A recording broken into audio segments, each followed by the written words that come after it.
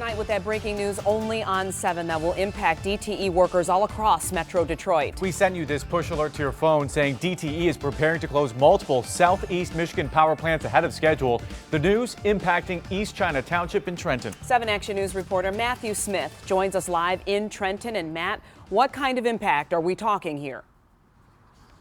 Well, Glenn, it depends. If you're talking jobs, we aren't able to put that out there just yet. I've reached out to DTE Energy to see. They say that the jobs will be affected, have more to do with shifting, but it's really the communities that are going to be affected. These plants bring in a lot of tax revenue. So, for instance, Trenton, when I called the mayor here about this plant closing a year ahead of schedule in 2022, she brought up layoffs. That's not something that I'd even asked about yet.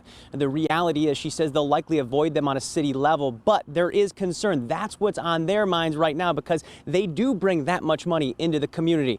Of course, other areas that are going to be affected may be a little bit more safeguarded. There's not a lot to see there yet. I mean, they're basically driving piling. From the road here in St. Clair County, you can see the brand new gas-powered plant being built, set to open in 2022. Just down the road, the St. Clair plant that will soon grow obsolete because of that gas plant and renewable energies. It was meant to close in 2023. It's now moving up its deadline. This is the one closing, the St. Clair plant in 2022.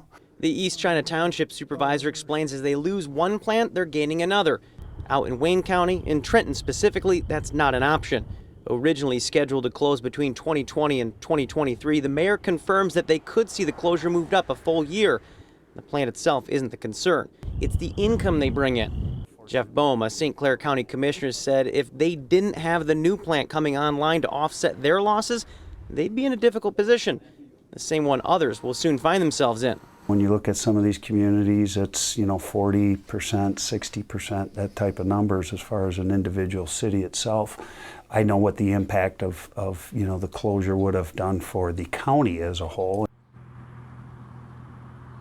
Now, the good news for workers is because DTE had been telling them that they would be closing in advance in the past, some of the workers are likely already preparing for this. And again, DTE says those workers will be offered an opportunity to transfer. In fact, I got a statement from them just a short while ago, and it reads in part, quote, "We are working closely with city and county leaders to help them with economic development opportunities.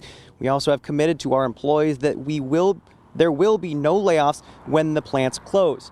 And we're also taking a look coming up in the next hour about what this means for the industry as a whole. DTE obviously looking at this as good news because it means they're investing in renewable energy. We'll get into that in just a little bit. For now, we're live in Trenton.